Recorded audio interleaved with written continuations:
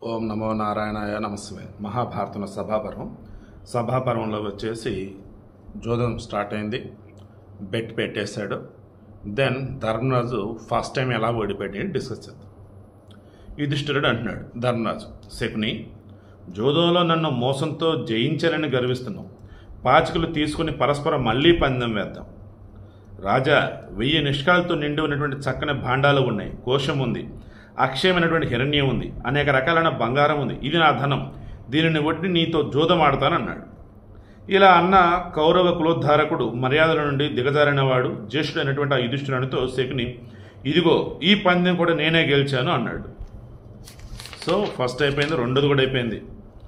యుధిష్ఠిరుడు అప్పుడు అన్నాడు, ఇక్కడికి మమ్మల్ని మోసి తెచ్చినటువంటి ఈ రాజరథం ఆహ్లాదకరమైనది. జైత్రం అనే పేరు గల రథశ్రేష్టం. ఇది 1000 రథాలతో సమానమైంది. పులి చర్మంతో కప్పబడి అది దృఢంగా ఉన్నది. చక్కని చక్రాలతో ఇతర సామాగ్రితో అలంకరింపబడినది. శోభాకరమైన ఇది చిరుమువ్వల తలరారుతోంది. పుణ్యమయమైనటువంటి ఇది కదులుతున్నప్పుడు మేఘం వలె, సాగరం వలె ఘోషిస్తుంది. కురూర పక్షుల వంటి వర్ణం కలిగి దేశమంతటా ప్రసిద్ధికెక్కినటువంటి 8 మేలు జాతి గుర్రాలు ఈ రథాన్ని వహిస్తున్నాయి. నేలను తాగుతూ ఉన్నప్పుడు వీటి పాదాల నుండి ఏది తప్పించుకోలేదు. రాజా, ఇది నా సొత్తు, దీనిని పన్నంగా పెట్టి నీతో జోదమాడతానన్నాడు. ఇక ఇది విని మోసాన్ని ఆశ్రయించి పాచికలు వేస్తున్న శకుని యుధిష్ఠిరునితో, ఇదిగో ఓడిపోయావన్నాడు. అంటే అతను ఏది పలికితే అది అన్నట్టు అక్కడ పడుతున్నాయి అన్నట్టు. ఇక యుధిష్ఠిరుడు అంటున్నాడు, తరుణ వయసులో ఉన్న 1,00,000 మంది దాసీలున్నారు. వారు మంగళకరమైన బంగారు ఆభరణాలు ధరించి ఉన్నారు. చేతులకు శంఖాల గాజులు, భుజాలకు కేయూరాలు, మెడలో నిష్కహారాలు ధరించారు. ఇంకా ఎన్నో మంచి అలంకారాలు, మిక్కిలి విలువైనటువంటి హరాభరణాలు ధరించి ఉన్నారు. మంచి వస్త్రాలను కట్టుకుని చందన లేపనం చేసుకున్నారు. రత్నాలు, బంగారం ధరించారు. చతుష్షష్టి కళలలో నేర్పరులు, సంగీత నృత్యాలలో ఆరితేరిన వారు. నా ఆదేశానుసారం స్నాతకులకు, మంత్రులకు, రాజులకు వెన్నంట ఉండి సేవలు చేస్తారు. ఇది నా ధనం, దీనిని వడ్డీ నీతో జోదమాడతానన్నాడు. ఇది విని మోసాన్ని ఆశ్రయించి పాచికలు వేస్తున్న శకుని యుధిష్ఠిరునితో, ఇదిగో ఓడిపోయావన్నాడు. చూసుకో, ఓడిపోయావన్నాడు. ఇక యుధిష్ఠిరుడు అంటున్నాడు, దాసుల వలనే నా వద్ద 1,00,000 మంది దాసులు ఉన్నారు. దాసి ఆడవారు, దాసులు మగవారు. వారు కార్య నైపుణ్యం కలవారు, అనుకులురు, ఎల్లప్పుడూ ఉత్తరీయాలు ధరించి ఉంటారు. వారు ప్రాజ్ఞులు, మేధావులు, సంయమనం కలవారు, యువకులు, ప్రకాశించే కుండలాలు ధరించిన వారు.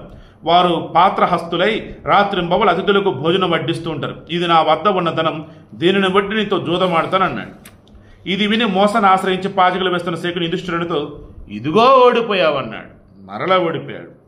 శోభల, నా వద్ద 1000 మదపట ఏనుగులు ఉన్నాయి. అవి బంగారు గొలుసులతో బంధింపబడి ఉన్నాయి. పద్మచిహ్నాలు కలిగి బంగారు హారాలతో, ఆభరణాలతో అలంకరింపబడి ఉంటాయి. అవన్నీ చక్కగా వశమై ఉంటాయి. రాజుల సవారీ కోసం ఉపయోగపడతాయి. యుద్ధాలలో అన్ని రకాల శబ్దాలను సహించగలవు. పొడవైన దంతాలతో, విశాలమైనటువంటి శరీరాలతో ఒప్పుతూ ఉంటాయి. అన్నీ కూడా ఒక్కొక్కటి 8 ఆడు ఏనుగులతో కూడి ఉంటాయి. అన్ని ఏనుగులు కూడా నగరాలను నాశనం చేయగలవు. నూతన మేఘాలతో సమానమైనటువంటి కాంతి గలవి. ఇదంతా నాకున్న ధనం, దీనిని వడ్డీ నీతో జోదమాడతానన్నాడు. కుంతి తనయుడిలా చెప్పగానే శోభనుడు నవ్వుతూ, అంటే శకుని, యుధిష్ఠిరునితో, ఇదిగో ఓడిపోయావన్నాడు.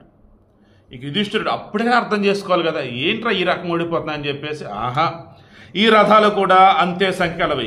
ఈ 1000 రథాలు బంగారు కొయ్యలతో, పతాకాలతో కూడి ఉన్నాయి. సుశిక్షితమైనటువంటి గుర్రాలు పూడ్చబడి ఉన్నాయి. చిత్ర విచిత్రంగా యుద్ధం చేసే యోధులైనటువంటి రథికులతో కూడి ఉన్నాయి. వారికి ఒక్కొక్కరికి 1000 సువర్ణ నాణ్యములు వేతనంగా లభిస్తాయి. వారు యుద్ధం చేస్తున్నా చేయకున్నా ప్రతి నెలకు వేతనం పొందుతారు. ఇది నా ధనం, దీనిని బట్టి నీతో జోదమాడతానన్నాడు. ఇలా యుధిష్ఠిరుడు చెప్పగానే వైరంపోయినటువంటి ఆ దుర్మార్గుడు శకుని, ఇదిగో ఓడిపోయావన్నాడు. ఈరోజు ఇక్కడితో ఆపుతున్నాడు బాబోయ్. అసలు ధర్మరాజును చూస్తాడు, నాకు మరలా ఆశ్చర్యం వేస్తుంది. అసలు ధర్మంగా అల్లవాడు, ఆలోచించే శక్తి ఉన్నవాడు, ఎందుకు ఈ రకంగా వరుసగా? పోనీ భీముడు ఏం చేస్తున్నాడు, అర్జునుడు ఏం చేస్తున్నాడు, నకుల సహదేవులు ఏం చేస్తున్నారు? పోనీ ఆ సభలో ఉంటాడు మిగతా అసలు ఏం చేస్తున్నారు? పాండవుల మంచి కూరల్లో ఒకలాంటి సరే ధర్మ సలహా ఇవ్వాలి కదా, ఎవరు ఇవ్వలేదండి. ఇది చాలా చాలా పెద్ద తప్పు. దయచేసి మీరు గుర్తుంచుకోండి, మన మిత్రుడు పదే ఓడిపోతున్నప్పుడు అతన్ని హెచ్చరించాలి, అందులో ఏదో మోసం ఉందని, లేదా ఇది నీకు సరిపడదు వచ్చాయని చెప్పేసి అన్నాడు. అంతేనాడు చచ్చేవరకు అంతేనని చెప్పేసి వదిలేస్తే అది మహాపాపమైంది. అటువంటి తప్పు మీరు ఎప్పుడు చేయకండి.